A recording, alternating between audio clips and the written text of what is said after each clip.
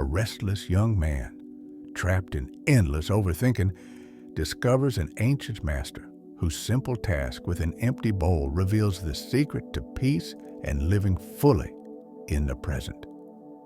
The Secret to Emptying Your Mind, a powerful story about living in the present. The sun had just begun its slow ascent over the eastern mountains, spilling gold across the rice fields. Morning mist clung stubbornly to the valley, and the distant sound of a bell echoed from the monastery perched on the hillside. For most of the villagers below, the day was beginning with routine.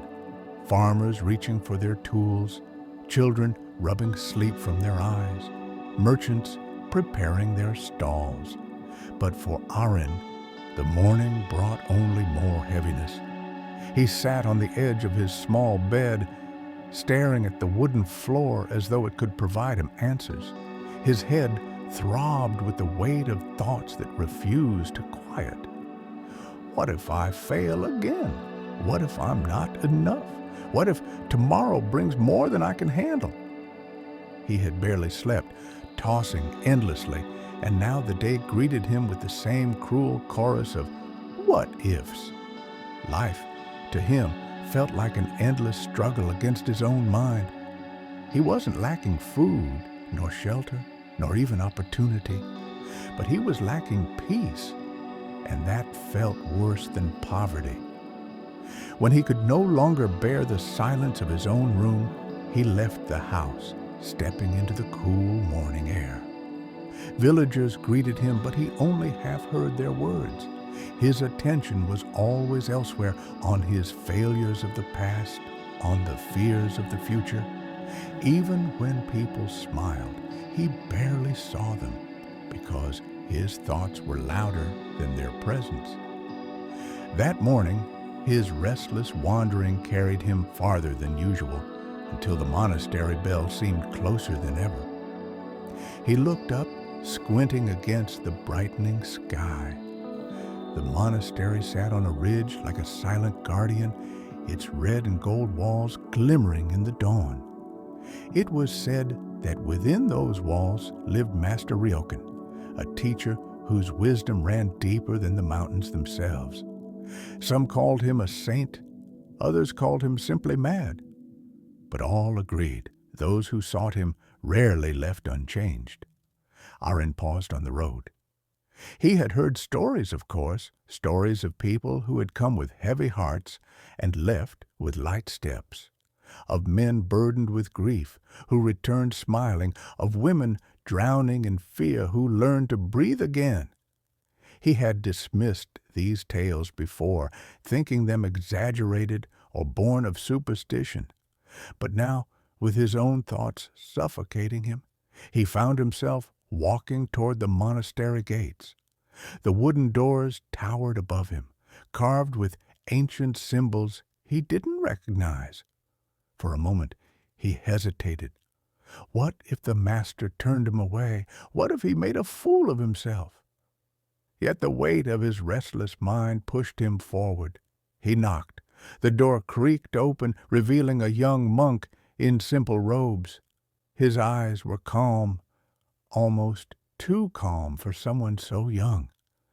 He studied Arin for a moment and then said, "You've come to see the master." It wasn't a question. Arin nodded. The monk stepped aside, and the door opened wider. "Then follow." Inside, the monastery was nothing like the bustling village below. No merchants shouted, no children ran, no farmers called to one another.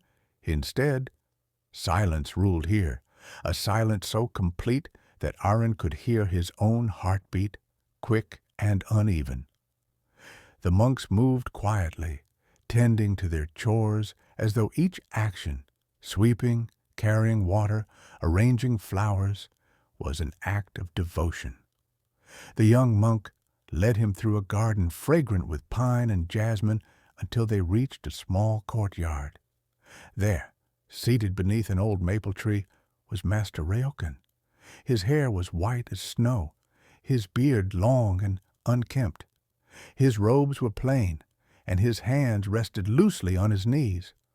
But what struck Arin most was his gaze. The old man's eyes seemed to hold both the depth of the ocean and the lightness of the sky. When they fell upon Arin, it was as though he was seen, not just looked at, but truly seen, in a way that made him feel both naked and strangely safe. "You carry a storm inside you," the master said, his voice soft but steady. Arin swallowed. "Yes, I can't escape my thoughts. They're endless. I think of mistakes I've made, fears of what may come, and I cannot stop. I just want peace, but the more I chase it, the farther it runs." The master nodded, as though Arin's words were as ordinary as describing the weather. "Peace," he murmured, "is not something to chase. It is something to allow." Arin frowned. "Allow? How can I allow what I don't have?" The master smiled, leaning slightly forward. "Would you like to know the secret to emptying your mind?" Arin's breath caught. "Yes, more than anything." "Then do one thing for me," the master said, his tone gentle but firm. "Tomorrow morning, come back. Bring me an empty bowl from your home. Only that, nothing else."